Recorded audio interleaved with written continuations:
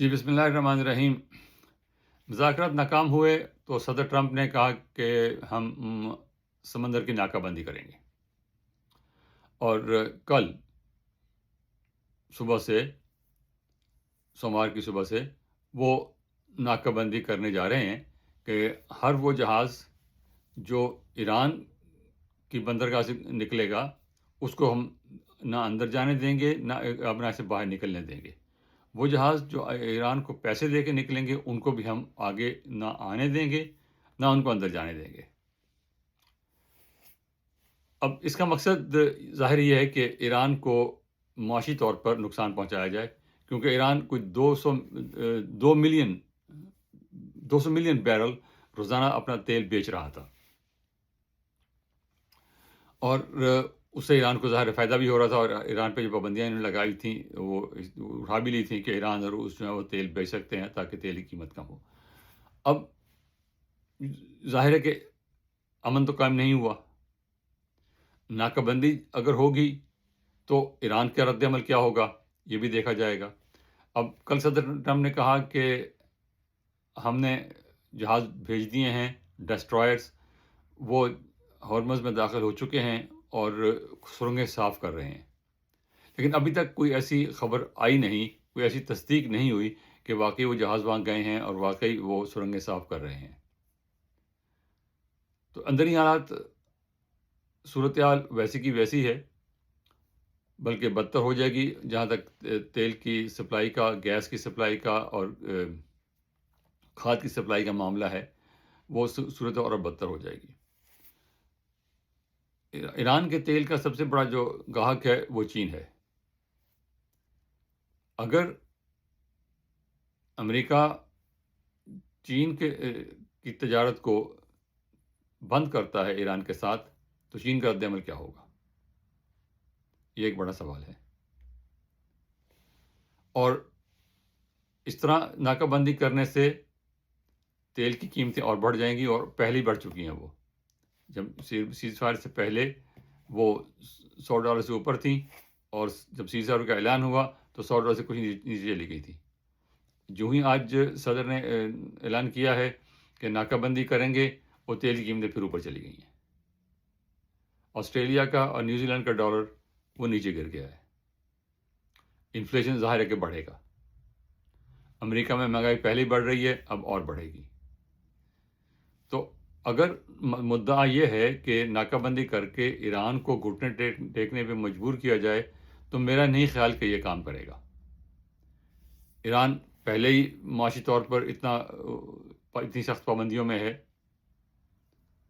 تو اس کو اگر مزید آپ یہاں سے روکنا چاہیں، تیل کے بیچنے سے، اس کے جہازوں کو آنے جانے سے روکنے سے، اس طرح اگر چاہیں گے تو میرا خیال ہے کہ ایران پھر بھی جو ہے وہ بات ماننے پہ تیار نہیں ہوگا۔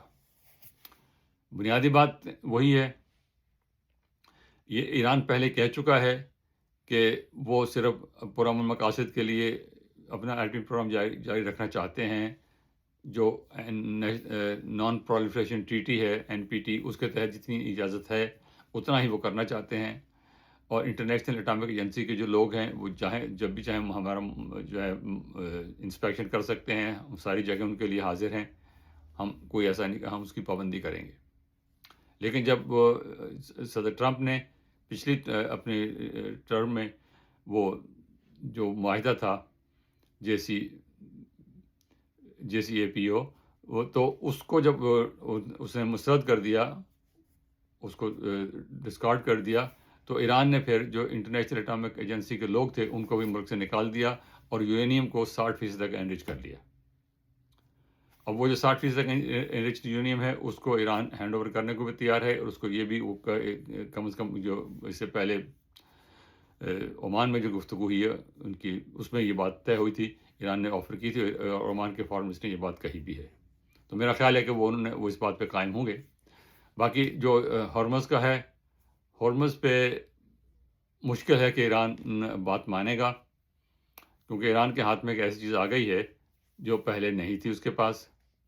اب انٹرنیشنل واٹرز ہیں، وہ اس میں ٹیکنیکل پرابلمز ہیں، جو ٹیریٹوریل واٹرز ہے وہ 12 میل تک ہوتا ہے.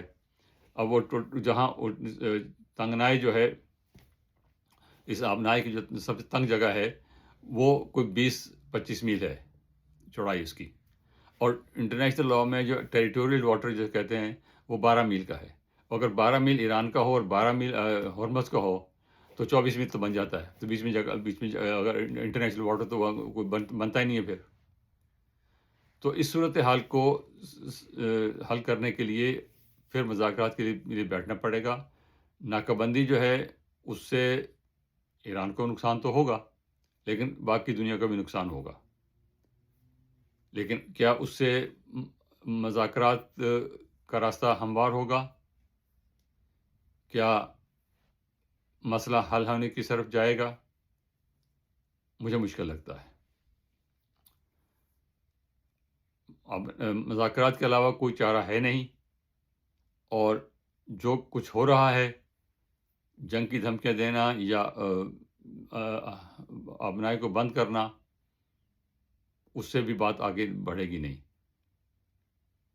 بہتر یہ ہے کہ دونوں سائیڈیں اپنے معاملات میں کوئی لچک دکھائیں، کیونکہ مذاکرات ایسے ہی ہوتے ہیں، معاہدے ایسے ہی ہوتے ہیں.